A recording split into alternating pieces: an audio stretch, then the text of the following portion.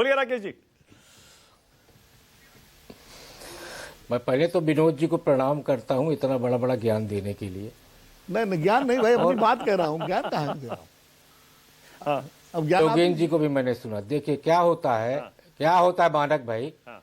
हमारे यहाँ एक व्यवस्था है कि आप अपनी सुविधा से डार्क मोड में चले जाइए और अपनी सुविधा से विजिबल हो जाइए। योगेंद्र जी भी वही समझा रहे थे। हमारे देश में चंद्रयान का एक परीक्षण हुआ, वो विफल रहा, दूसरा परीक्षण हुआ, वो सफल रहा। देश में 80-20 का एक प्रयोग हुआ, वो सफल रहा, लेकिन 80-20 का दूसरा प्रयोग विफल रहा।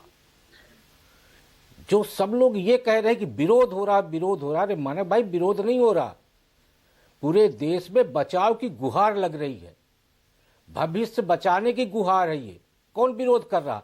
क्या किसी भी व्यक्ति ने ये कहा कि SC ST OBC को बाहर कर दिया जाए? इससे एक भी बयान।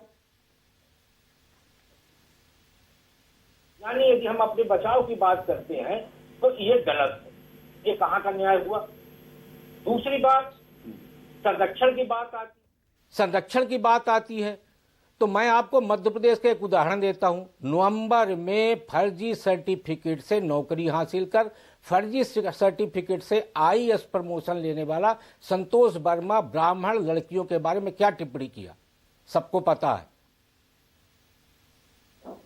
आज तक नवंबर से हम जनवरी खत्म हो रही, क्या कार्रवाई हुई? एक पत्र आया केंद्र सरकार के खिलाफ के पास कि इनके खिलाफ कार्रवाई की जाए, और उसको संरक्षण कौन दे रहा है? OBC मुख्यमंत्री संरक्षण दे रहा है। ऐसी परिस्थितियों में जहां बड़े स्तर पे ये हो रहा है, वहां कॉलेज स्तर पे नहीं होगा क्या? इस देश में 12 ऐसे स्टेट है मानक जी जहां मुस्लिम भी OBC कैटेगरी में है। 12, 20, 80 का हुआ था।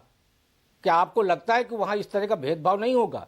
यदि मुस्लिम OBC है और वो कंप्लेन कर दिया तो क्या होगा सवर्ण का?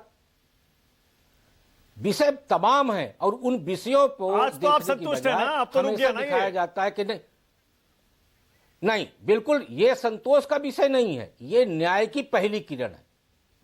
कहां फैसला हुआ है? अभी फैसला नहीं हुआ। और जो मैं विनोद जी का बड़ा सम्मान करता हूं, विनोद जी जो बार बार मंडल कमीशन की बात करते हैं कि मंडल आयोग की तरह ही 90 में जो आंदोलन हुआ था उसमें पूरे यूथ को सड़क पे उतरना पड़ा था। अब पूरा आंदोलन घर से चलता है, जिसको एल्गोरिदम कहते हैं। 3 ऐसे देश हुए हैं जो उसी एल्गोरिदम में तबाह हो गए हैं। सड़क पे उतरने की जरूरत नहीं है, सबके पास मोबाइल है, और उस मोबाइल से पूरा मूवमेंट चला। इस बार भी सोशल मीडिया को देख लीजिए आप, पूरा का पूरा मूवमेंट उसी पे चला। तो क्या मार्च तक हम ये मान ले कि आंदोलन खत्म हो जाएगा? मानक जी, कभी खत्म नहीं होगा।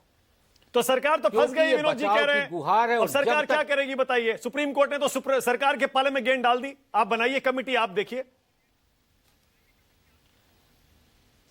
भाई देखिए, सुप्रीम कोर्ट, देखिए न्याय, सामाजिक न्याय की जिम्मेदारी पहली होती है सरकार की। सरकार ने कहा कि इसमें किसी तरह के दुर्व्यवहार की या पक्षपात की आशंका नहीं है। कोर्ट ने कहा कि नहीं, इसमें पक्षपात की आशंका है। हाँ। तो आज भी न्यायपालिका है ना, जो समानता के साथ न्याय करती है, और उस न्यायपालिका से स्पष्ट हो गया कि नहीं, ये कानून ठीक नहीं है। और सुप्रीम कोर्ट की यही टिप्पणी जो है ना, यही टिप्पणी आगे चल के 19 मार्च के बाद न्याय का एक नया रास्ता निकालेगी। ठीक है, ओके। सतीश प्रकाश ने कहा कि 2000 सतीश प्रकाश, यानी राकेश जी कह रहे हैं कि हो सकता है सरकार को कोई फैसला लेना ही ना पड़े और सरकार भी सुप्रीम कोर्ट के पाले में गेंद डाल दे। सतीश प्रकाश, आप दुखी हैं क्या आज? सतीश प्रकाश,